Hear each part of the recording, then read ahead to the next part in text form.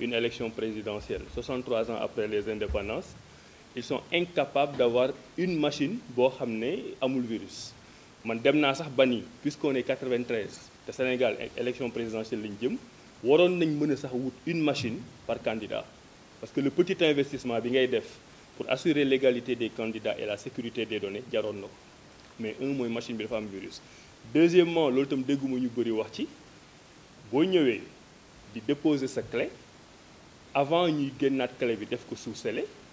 dañ koy copier say données ci ordinateur bi je sais pas da nga bàyyi ngeen ci xel parce que clé bi lan moo tax ñu koy scellé mooy ne yow lii nga ma indil lii mooy sa nombre de parrain xool nga xool naa jël naa dugal ko ci enveloppe tëj ko lan mooy objectif bi lan lañ ciy wut liñ ciy wut mooy li nga xam ne moo nekk ci clé bi kenn du ko laal ba booy ñëwaatee ñuy contrôler mais bu dee clé bi da nga ko dugal ci ordinateur li nekk ci clé bi nga copier ko ci ordinateur bi mais li nga scellé amul sens parce que li nga scellé mu ngi ñoom ci seen ordinateur c'est à leur disposition lan lañ ciy def yàlla rek moo xam loolu aussi jar na bàyyi xel. Après boo continuer bon là je vous donne 2 ou 3 cas de mon cas personnel avant de conclure man cas yi ma am moom c'est pathétique et je pense que ça a aidé beaucoup même ñi nga xam ne sax faraluñu Abdourahmane Diouf ñu xam ne lii warul mën a nekk mooy le problème d'encodage. Je pense que gis ngeen démonstration bi ñu def à la télé ñun par exemple dañu jël suñu ay parrains yu ci bëri dañ ciy yokk benn A avec accent circonflexe. Par exemple boo tuddee Omar dañuy def Omar A avec le A chapeau nga sant Diouf ñu def Diouf A avec le A chapeau. Informaticiens yi nee nañ ñu symbole boobu le A chapeau pour nga mën ko def il faut nga appuyer simultanément 4 touches ci ordinateur bi pour que A accent chapeau bi door a génne donc mënul nekk une erreur humaine. Et d'ailleurs pour l'anecdote man j'ai tenu hier man maa dem déposer sama réclamation au niveau du conseil constitutionnel bi ñu demee la dame qui était là-bas très gentille moom moo doon def procès verbal bi donc bi muy def procès verbal bi parce que dama def ay annexes wax problème erreur d'encodage def A bi def symbole moom bi mu yegsee ba war a bind A bi mënu ko bind toog na 5 minutes fas fu ne bës na ko ci ordinateur bi mënu ko bind ba finalement pour mu génn ci dafa obligé ci procès verbal mu def entre parenthèses voir requête du candidat parce que mënu ko bind parce que A boobu kenn mënu ko bind donc man j'en ai énormément ci sama fichier boo xam ne A yooyu daf ci yokk donc c'est clairement de leur responsabilité te foofu ma préciser ci benn point juridique boo xam ne dinañ ci ñëwaat le conseil constitutionnel le 24 novembre bi passé la jël sa décision numéro 1 décision boobu ci lay interpréter plus ou moins le code électoral pour wax moom nan lay caytoo parrainage am na ci yu mu respecté am na ci yu mu respecté wul ci yu mu respecté wul par exemple tirage au sort bi ça aussi je pense pour les experts c'est important de le mentionner code électoral bi dafa wax clairement que ne bu ñu la contrôler dañ lay notifier ce résultat parrainage nga am 48 heures pour ñëw régulariser donc ñi nga xam ne dañu ñëw le premier jour samedi ñu contrôler leen ils doivent revenir 48 heures après ki ñëw dimanche ñëw 48 heures après mais bi ñu demee ba week-end bi jeex ba le 2 conseil constitutionnel xam ne notifié wul candidat yi jëkk jàll ci lañ génne un communiqué bon dans leur jargon ils disent que en toute matière voilà le conseil constitutionnel prend des décisions donc boo suivre seen logique même ce communiqué là qui n'a aucune base légale peut être considéré comme une décision du conseil constitutionnel léegi ci communiqué boobu la ñuy wax ne dañuy bàyyi ba candidat yëpp jàll ñu notifier leen le même jour jox leen ñoom ñëpp 48 heures loolu c'est une rupture d'égalité entre les candidats parce que candidat bi jàll le premier jour moom en réalité il a eu presque 10 jours pour wuti ay parrains pour régulariser ak ki nga xam ne mu ngi jàll le dernier jour il a eu que les 48 heures donc le conseil constitutionnel a tordu la main au code électoral à travers un communiqué moo taxoon man bi may demandé waat tirage au sort dans un ordinateur en anglais mais les 18 401 yi ma leen jox pour régulariser date yëpp dafay nekk soit en français wala en anglais mais du ma ci jël benn échantillon de quelques milliers def ko en anglais en sachant que daf may éliminer et donc technologiquement bi ma ko joxee experts yi ñu xool ils l'ont confirmé parce que dañ ni systématiquement boo defee par exemple 6 7 day nekkaat 7 6 mais logique bi mooy boo defee par exemple 18 12 xam nga mënul nekk 12 18 parce qu'il y a pas de 18e mois donc interversion yooyu mu ngi arrêté au 12 de chaque mois et loolu c'est le nombre suffisant pour m'éliminer donc boo jëlee les problèmes d'encodage AI nga xam ne mënuma ko ci def ñoom ñoo ko ci def erreur la sabotage la je ne sais pas mais mu ngi ci nga jël les dates yu ñu intervertir nga xam ne pour man c'est pas anodin yooyu moo tax ñu ne le candidat Abdourahmane Diouf matalul li nga xam ne moom lañ def. Hier j'ai pris un huissier mu ñëw en toute honnêteté constaté ko ñu dem déposer ko au niveau du conseil constitutionnel foofu laay terminer sur 2 ou 3 points rapidement. am na yoo xam ne dégguma tam ñu wax ci lu bëri sànq Cheikh Alassane maa ngi lay nuyu yaa ngi wax candidat yi nga xam ne dañuy xeexante seen biir am na yu bëri yu ñu war a wan ak yenn candidat mais waxuñu leen ko gis nañ ne tey ñoom déposé nañ ay recours contre tout le monde. man je pose une question j'ai fait des investigations je suis sûr à 90% mais am na lu ma ci leerul j'ai cru comprendre que ñi nga xam ne dañu déposé comme député dañu indi ay liste ñu vérifier ndëgam liste député yi ñu indi ñu ngi assemblée nationale. Et j'ai cru comprendre que l'Assemblée nationale a envoyé la liste des députés. Mais il y a un deuxième problème pour le seul candidat qui a déposé les maires et les présidents de conseils départementaux. Man day Abdourahmane Diouf xamuma Sénégal ban institution moo centralisé tous les maires et les présidents de conseils départementaux et susceptible d'envoyer la liste authentique au conseil constitutionnel te gisuma ko ci considérant yi gisuma benn yoon ñu ne pour ce candidat dañu jël clé électronique comme ñun dugal ko ci ordinateur bi ça veut dire qu'il y a de fortes chances que ce candidat là Amadou Ba en l'occurrence les 120 élus yi ko parrainé dañu ñëw rek jël feuille di xool alors que la loi nous dit que ce candidat là qui a utilisé des élus mais il est susceptible d'avoir des doublons comme nous il est susceptible d'avoir des doublons comme nous ça da nga war a dugal clem te doublons yi li ñu ci wax dafa leer parce que loolu am na journaliste bu ma ko posé woon ma leeral ko ça ne veut pas dire que député nga boo parrainé député am nga droit parrainer citoyen non bu dee élu nga supposons nga nekk maire nga parrainé Amadou Ba yow le maire là sa parrainage bu ñu ko retrouver dans un parrainage citoyen d'un autre candidat doublon la c'est-à-dire que le candidat Amadou Ba est devant un très grand danger de doublon yoo xam ne da ko war a régulariser bu ko mënul régulariser mu change ñu éliminer ko mais puisque dugaluñu clem le conseil constitutionnel et pour man loolu rek jar nañu tas affaire bi recommencer waat ko c'est-à-dire que y a des candidats pour lesquels on regarde les doublons yi moo éliminé 90% des candidats et il y a des candidats où naturellement un candidat pour lequel on n'a même pas fait le contrôle sur les doublons donc candidat bi moom il est tellement beau il est tellement intelligent il est tellement parfait que kenn du contrôler alors que je suis sûr ak parrainage bi nu mu demee parce qu'il y a beaucoup de citoyens quand même qui ont parrainé 2 ou 3 fois malgré eux parce que xam ngeen carte d'identité yi ni muy kiiwee au Sénégal je suis pratiquement sûr que bu ñu defoon le contrôle parmi les 120 maires qui ont parrainé le candidat Amadou Ba di nga ci gis 1 ou 2 ou 3 ou 10 yoo xam ne parrainé nañ à leur insu ou pas d'autres candidats le simple fait de ne pas avoir fait ce contrôle de doublon pour man ça suffit à annuler tout ce qui est en train de se passer maintenant dernier point ñun ñëpp démb dem nañ déposer xam nga fii moom ñëpp fi jàng droit kat nga koy jànge wala UGB wala feneen ñëpp fi yem ñi nekk ay magistrat ñi nekk ay juge ñi nekk ay avocat ñi nekk leneen ak leneen li ma xalaat te démb ci guddi rek balaa may tëdd maa ngi doon xoolaat la jurisprudence du conseil constitutionnel de 2019 et il y a 2 problèmes 2019 dafa ñëw ñëpp ñi nga xam ne dañu déposer ay recours ci affaire u parrainage yi nii dañu ñëw dëxëñ leen ne leen c'est irrecevable damay ragal na ñun suñu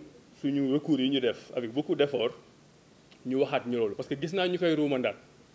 parce que ñun ñëpp lu ñu def yëpp ñu ñëw ne ñu c'est irrecevable te ci irrecevable bi fan lañ koy teg ñoom ñooy le conseil constitutionnel ñoom ñoo am possibilité jël ay décisions xam ne kenn du ko remettre en cause mais bu doon droit rek la ñuy wax ngeen baal ma mais waa conseil constitutionnel dàqu ñu jàng yeneen juristes yi c'est-à-dire que man par exemple sama réclamation bi ma koy def dama anticiper loolu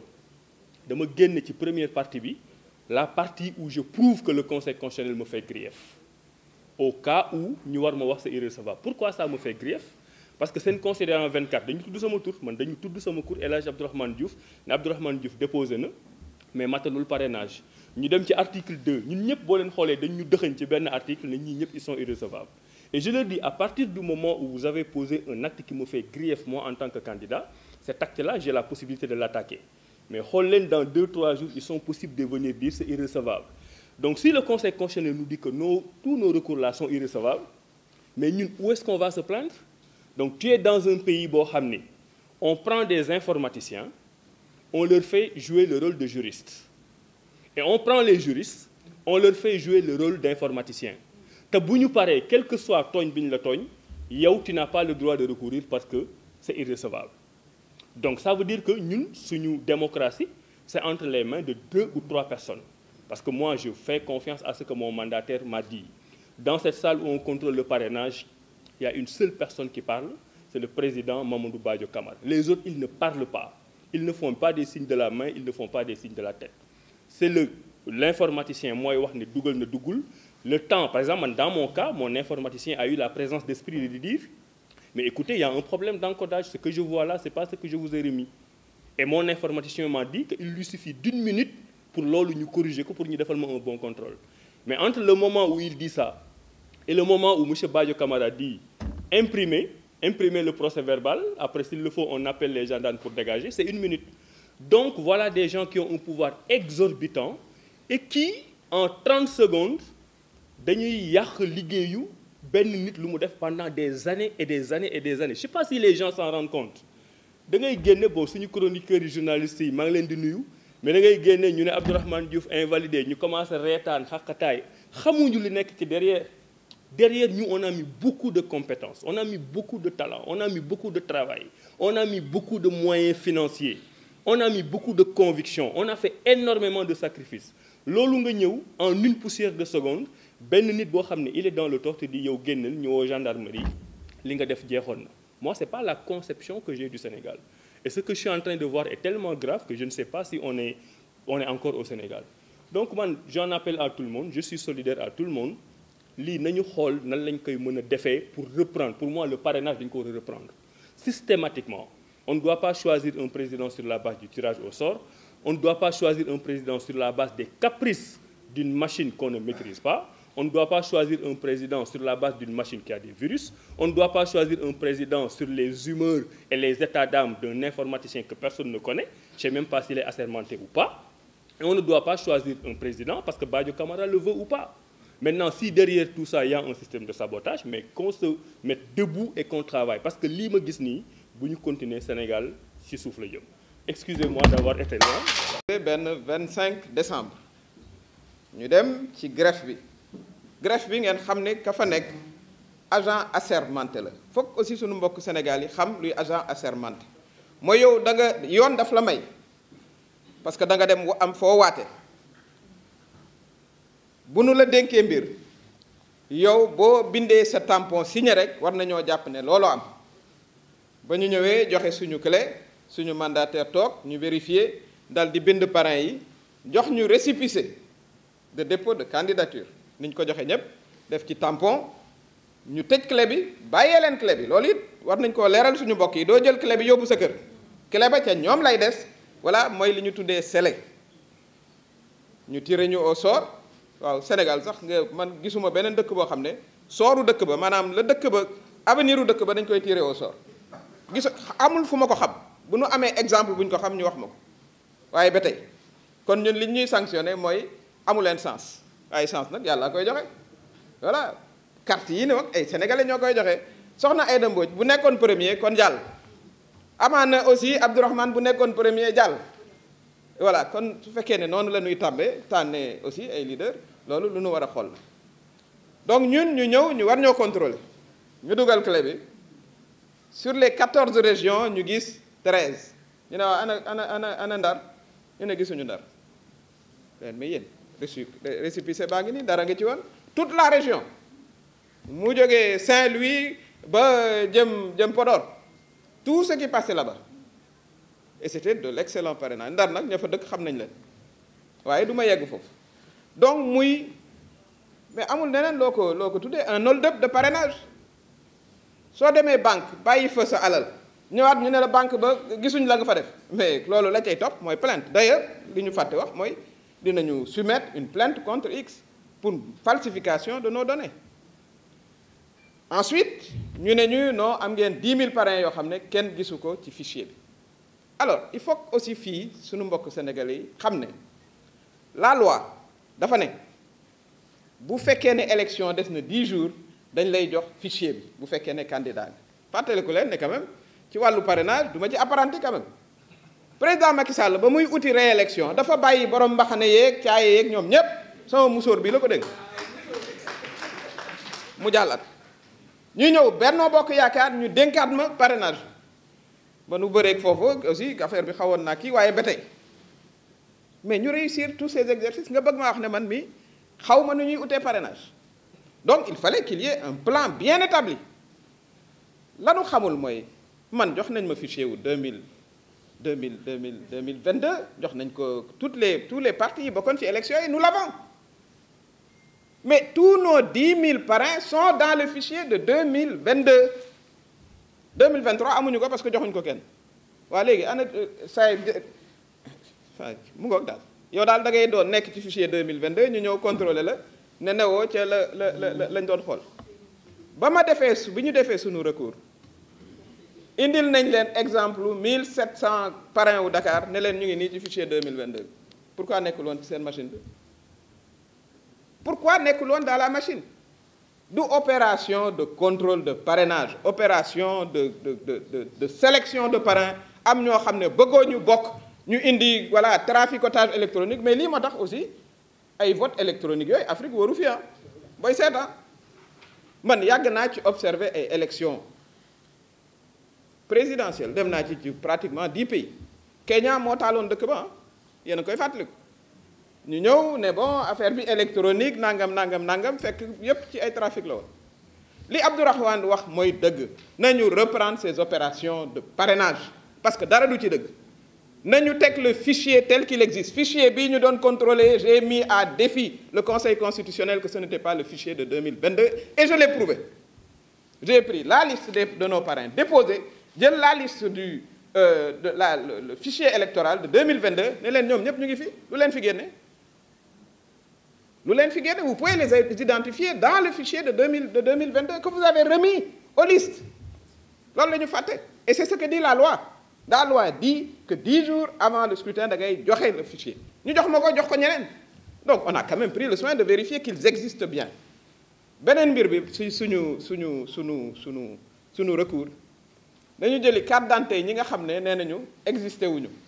ñu jël ay photocopie jël ko fu nekk ci région bi échantillon et la waa lu ngeen wax ci ñi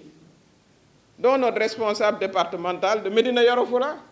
moo ñu taxawaloon foofu ñu ne ko non newoo ci fichier bi il a sa carte d'électeur changé wul lieu de vote changé wul tour changé wul sant mooy li Cheikh Alassane wax da ngay dem ba da ngay am kersa da ngay am gàcce ba ñu toogee di ko expliquer waa Union européenne ñu leeral ne uti wuñ fa solution dañ leen doon informer te ñoom li taxoon ñu leen di informer mooy ñoom dañoo jël seeni impôt waa dëkk jàppale ñu ci pour ñu réviser le fichier et je parle sous le contrôle de ñi fa bokkoon le fichier dañu ne woon wóor na ba 99% mais fichier bii ñuy liggéeyee mais moo indi problème yépp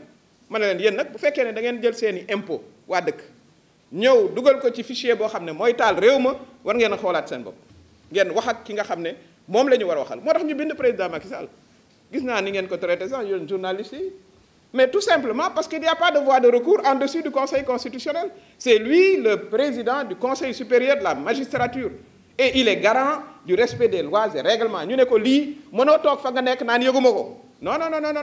lii am yow yaa war a wax juge yi nga xam ne yaa leen nommé parce que dafa leen nommé ñu jaarale yëf yi ci yoon ñu tegaat yëf yi ci yoon jaar ci yoon nag mu ngi tàmbalee par indi le vrai fichier y a les experts qui étaient là toxuwuñu demuñu feet ñu ngi fi nañ leen woo en 3 jours ñu régler cette question là ñi war a dem élection loolay dëgg mënoo fee nekk ñu nag dañoo xeex ba taxaw niru na ne nag ñi nga xam ne nag ñoo doon xeex ba taxaw ci 3e mandat bi xëy na sanction boobu lañ leen bëgg a jox mais ñun dañ doon xeex démocratie parce que warula mos a xalaat ne day def 3e mandat comme léegi day dem na ñëw régler lii nga xam ne moom lañ fi nar a bàyyi et moi je le dis et je le répète c'est un complot contre des candidats yi nga xam ne bëgguñu woon ñu bokk et rien d'autre leneen amu fi li informaticiens yi dañu leen a sant li ñuy def il faut man damay dugg ba ci digg yax bi dañ leen a sant li ñuy def Abdourahmane mën naa déposer ay parrains yépp ñu yokkal ko ci ñu naan hasard loolu mën naa nekk mënu la nekk Sénégal yi yàgg nay organiser ay élections nañu tegaat yëf yi ci yoon parce que nag ñi jàll aussi war nañoo xam ne lii seen combat la parce que lu commencé nii ci fraude tuddeewuma ko neneen jël ay parrain jàmbur génne leen ci fichier boo xam ne kenn xamul ban fichier la mais ça ne va pas s'arrêter yëf yi naru la taxawa nii muy commencé noonu lay terminer ku ñu wax ne y a pas de résultats préfabriqués avec un fichier boo xam ne kenn xamul quelles sont ses origines ba ñu toogee ci suñu collectif des candidats spoliés ku ci nekk dañ la ne waaye yow ñaata candidat lañ la wax ne newuñ ci fichier bi ngay wax di wax ñu lim fa ñu toog rek ca table ji 450 000 la boolewuñ ci clé yi nga xam ne kenn ubbiwu ko clé yi aussi ci seen communication ne leen ma nga doon dox ba ngeen ko fa bàyyee ngeen bàyyi ko fa ñëw doxul qui est le responsable qui est le responsable c'est le Conseil constitutionnel et c'est Badio Camara il a une responsabilité dans ce qui se passe kon nañu ñoom réhabilité waat seen bopp mën nañoo jàpp ne xëy na erreur la mais man jàpp ma ne erreur la parce que c'est systématique et c'est ciblé quand même yàgg nañu ci mbir yi man kan du ma jàngal parrainage ni ma ko waxee soxna Aïda Mbodj mais ba mu jàkkaarloog ñun ak Benno mais lem Benno teg nekk président conseil départemental nekk maire Bambey xamut li muy def awma nag benn critique bu may def ci ñi nga xam ne réussir nañ waaye nag aussi il faut que l'évidence ñu wax ko solution bi am parce que dañuy dem ci solution lii mënta ñàkk solution te dinañu ci taxaw ni ñu ci war a taxawee d'abord parce que c'est injuste vis-à-vis des candidats wax na ko c'est beaucoup d'efforts dañu wër réew mi wax ak sénégalais yi ñu wóolu ñu jox ñu seen parrainage ci kaw ay programme yu ñu leen proposé waaye surtout dinañu am près d'1 million de sénégalais jour vote ba dañuy xëy bëgg a dem wote ñu ne leen du ngeen wote kooku c'est une violation massive des droits politiques des sénégalais kon loolu jéggi nañu war naa engagé képp kuy démocrate ne ci réew mi bëgg fi jàmm kon jàmm ji mooy ci 3 jours mën nañoo régler lii ci 3 jours on peut régler le problème dañu indi le vrai fichier indi ay experts yi fi newoon parce que ñi audité woon fichier yi ñu ngi nii toog ñu ne c'est voilà le bon fichier ñu ne ñi ne woon yéen seeni parrain existé wuñ dugalaat leen ñu dugal ñu gis leen ne léegi nii ñoo nga ca biir fichier bi ñu ne leen ay ca dem leen élection c'est tout c'est pas compliqué ce qu'on demande c'est que la société civile qui est là mais arbitre surtout ceux qui ñi nga xam ne ñoom ñoo audité woon le fichier bu ngeen koy ubbi xam ne du fichier ba ngeen audité woon et on l'a dit à l'Union européenne seeni impôt citoyen ngeen jël indi ñu mu ne ci fichier boo xam ne dafa nar a taal réew mi mënu leen cee noppi dinañu seetiwaat aussi dinañ seeti aussi tous les partenaires au Sénégal waaye ña koy faj ñooñu dañ leen di informer ñi koy faj mooy ñun ñii Sénégalais yi ñun ñii ñoo koy faj en nous mobilisant et en proposant des solutions wax nañ ko noonu la demee bu ñuy bind président nag dañ koy bind parce que mooy président de la République duñ fa nekk it di voilà wax yu ñaaw et cetera mais c'est avec la plus grande fermeté qu'on exige que ñu delloo ñu suñu ay parrain yi ñu hold up dañ ko hold up jël yóbbu ñu ngi fi am nañ tur am nañ sant am nañ numéro de carte d'électeur am nañu numéro d'identification nationale ils sont là et ils étaient surtout dans le fichier de 2022 qui a été remis aux listes loolu moo doon li nga xam ne moom laa bëggoon a partager ak yéen bu ñu réer aussi ci problème technique yi parce qu'ils sont nombreux ñun gis nañ yenn cas yi da ngay tudd Fatou Diop ñu defal la ñaari espace diggante Fatou ak Diop évidemment la machine ne te reconnaît pas quand même jàng nañu xam nañ luy encodage avec une volonté de triche man noonu laa ko tuddee élection boo ciy dem na candidat bu nekk wóolu sa bopp ñu dem ci terrain bi ñu toog ci rajo yi wax kon léegi sénégalais yi xam voilà fañ war a jëm mais ñu dem ci ay élections yoo xam ne dañuy tronqué éliminer candidats yi ñu bëgg a éliminer benn bi ñu ne ko yow toogal ci kaso bi doo bokk 2 décisions de justice mais balgay ça doo bokk voilà ña ca des it ña ngi leen di utal jeexagul la liste bi c'est pas fini hein vous avez vu recours yaa ngi jëm fu ne dans tous les sens c'est pas encore fini donc loolu du fal président boo xam ne bii da ngay am légitimité te dafa am solo lii tas réew yi ngi ñu wër problème yii la du leneen jël ab président ne par force yaa ñuy jiite mais seen duñu ko nangu na ko ñeneen ñi bañee noonu lañ ko dul nangoo nañu tegaat yëf yi ci yoon dem ci processus démocratique sénégalais yi tànn ki nga xam ne moom la ñu bëgg mu jiite leen maa ngi leen di gërëm wa salaam. ami soxna Aïda Mbodj gëj naa la gis trop très très heureux de te voir et de voir tous les autres amis ñi nga xam ne fii xàmme naa leen, je les connais bien, et mon grand frère et ami Modignan qui m'a laissé tomber, mais qui dit que c'est moi qui l'ai laissé tomber. Donc comme il reste vraiment un grand frère que j'ai connu il y a très longtemps et que je salue. Je vais aussi être bref comme les autres. Je ne représente pas une coalition, je fais partie de coalition, mais je n'ai pas de mandat pour venir les représenter. Je suis dans le collectif des 43 candidats spoliés, comme on dit. Et ensuite, je fais partie, avant ça, d'un groupe beaucoup plus structuré. C'est la plateforme Sénégalité, plateforme progressiste et panafricaine, initiée par notre frère Aziz Salmon Fall, qui vient de s'exprimer. Et nous avons travaillé ensemble pendant des mois. Et Aziz est vraiment un Sénégalais, un compatriote, un panafricain absolument exceptionnel. Et j'ai beaucoup aimé son état d'esprit, travailler sur un projet de société, le soumettre à des candidats. Et il s'est vraiment effacé pour le bénéfice de tous et au service de l'intérêt national. Je salue aussi, avant de continuer, mon ami Babouane et ses amis, qu'il a cité au départ, le colonel Sadio, le colonel Tabaski Diouf et tous les autres amis de Djok, le mouvement là, Djok Ngir Sénégal. Et j'ai trouvé que c'était important dans la phase actuelle de l'histoire de notre pays qu'il y ait des initiatives comme ça. Certains rêvent de reproduire le 23 juin, mais l'histoire ne se répète pas, on l'a dit. Il se passera autre chose dans d'autres circonstances par rapport à la grave situation que nous vivons. Alors certains nous disent, commencent à donner des conseils, faites preuve de retenue, faites preuve de calme, la situation du pays est trop fragile, on ne peut pas prendre certains risques. Il y a même des gens qui nous conseillent, et c'est absolument incroyable, d'accepter ce qui s'est passé. Pareil comme ils disent, il faut maintenant avancer. Alors, si on avance dans ces conditions, ça veut dire qu'on va aller aux élections dans un contexte où il y a beaucoup de frustration et 40 et quelques ou 60 et quelques candidats qui ont chacun présenté près de 60 000 parrains, donc qui ont des soutiens importants dans le pays, vont se retrouver sur la marge ou sur la touche, non pas parce qu'ils ont démérité, mais parce que ça a été décidé, soit par, comme disent certains, un logiciel, ou décidé par un mécanisme qui a été mis en place, qui est absolument ahurissant. Et je n'ai pas encore beaucoup parlé parce que je veux, disons, dans le respect des normes démocratiques, épuiser les procédures, et après je dirai ce que j'ai à dire. Et je le dirai ici, et je le dirai dans le monde entier. Ce que j'ai vu dans mon pays est indigne du Sénégal. Absolument indigne du Sénégal. Je donne quelques exemples, et sans insister, dans notre cas. Notre équipe mandataire national et informaticien se présente au Conseil constitutionnel et remettent notre clé USB contenant l'ensemble de nos parrainages. On ouvre la clé devant eux. Il y a un seul dossier avec l'ensemble de nos parrainages par région et diaspora et autres. Terminé. On referme la clé.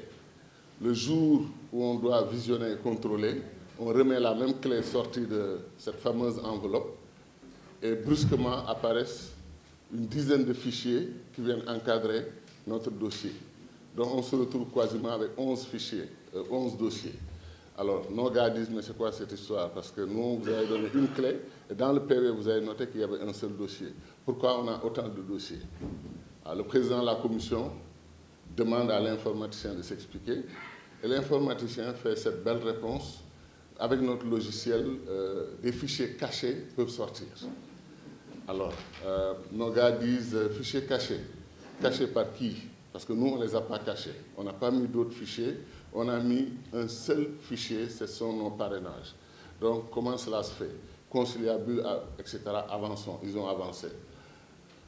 J'ai dit à nos amis qu'ils auraient dû, en ce moment, marquer une pause, demander un constat d'huissier et même demander une suspension de séance jusqu'à ce que cette clé soit vérifiée de façon paritaire entre les deux équipes, leur équipe et notre équipe, pour savoir qu'est-ce qu'il y a dans cette clé. En tout état de cause, le résultat était catastrophique. quand ils ont fonctionné avec cette clé. Et ils nous ont sorti, après les 10 000 doublons qu'ils ont identifiés, donc on était encore à 48 000 parrains qui semblaient corrects. Et tout d'un coup, ils nous ont sorti la bombe atomique,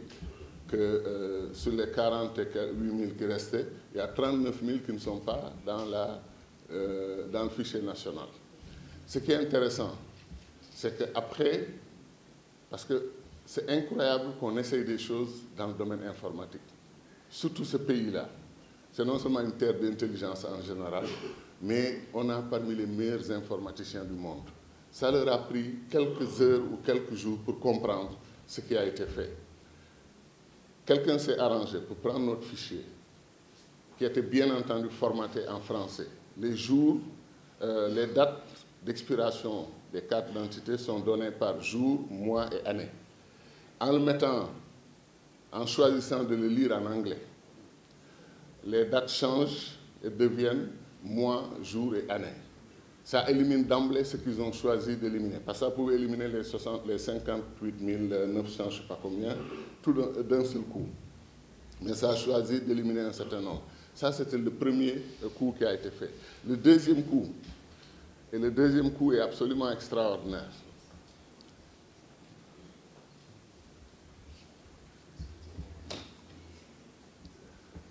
Salut Abdourahmane. kon fi ma mujjee laay commencé mooy gërëm la sant la wax ni lii nga def duguleet ñun xam nañ la jàmm rek nga mës a bëgg ci Sénégal ba léegi yaa ngi koy gëm ni jàmm mën na am ci Sénégal mais kuy xàddi mën na xàddi ni jàmm dina jafe Sénégal ak Macky Sall ah ñi ko bëgg nag ñu ngi wax alhamdulilah mu ngi dem mais bala muy dem lan mooy xew parce que bis bu nekk mu génneel ñu benn surprise te daf koy def ni mu ko neexee est-ce que dañ koy bàyyi muy def volonté am nu mu ko neexee parce que problème mu parrainage bi loolu rek la pour mu tànn ay adversaire am tànn ñan lay war a jonganteel mu ngi tànn te pareegul te man dama considéré ni li ma daan def depuis 2012 muy jàll rek moom la continuer di ma def listé naa ko ci benn vidéo première fois 2012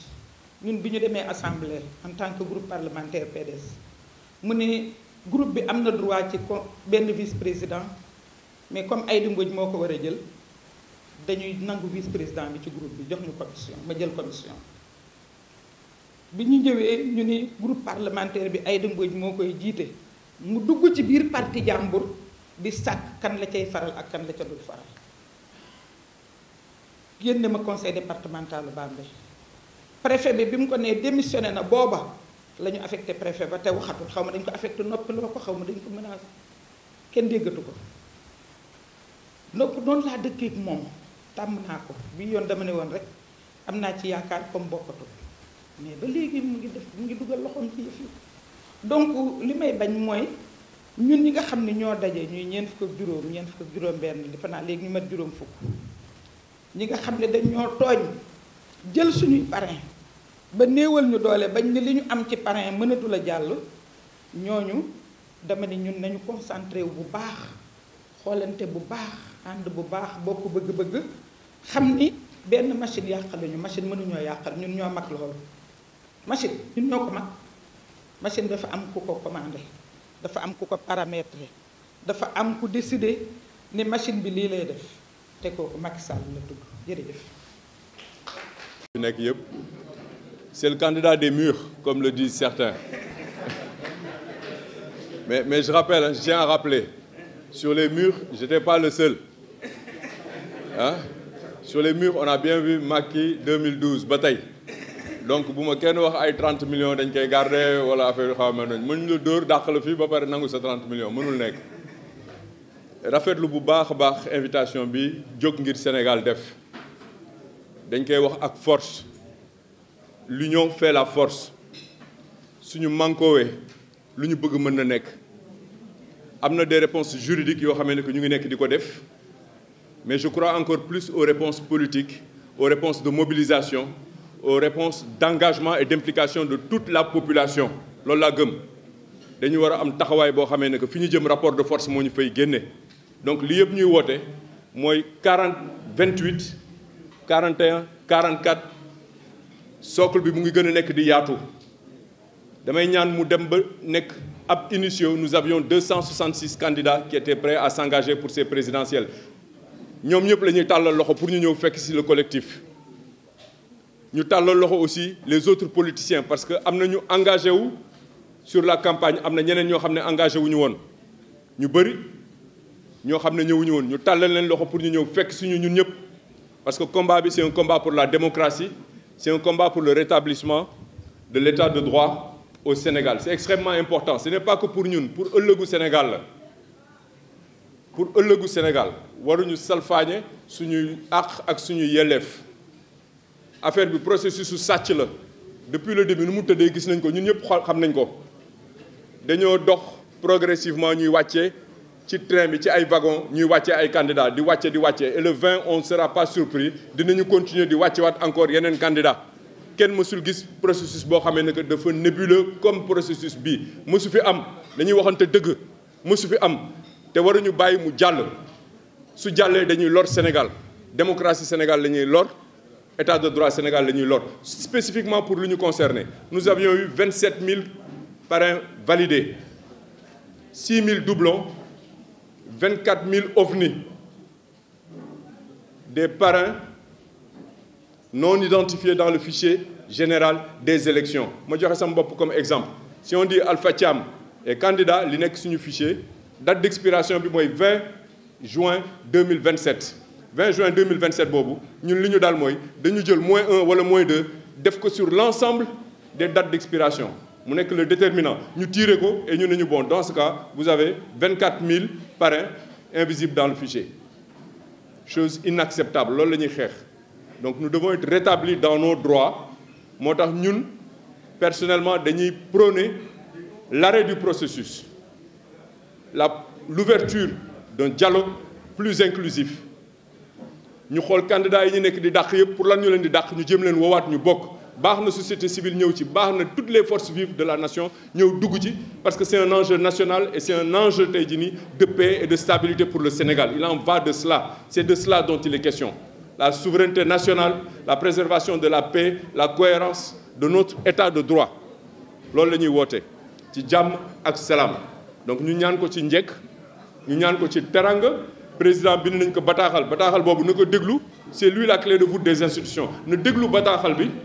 mu xam ne njabootam la c'est le président de tous les Sénégalais ba fi leeg date bi di jot mu déglu ñu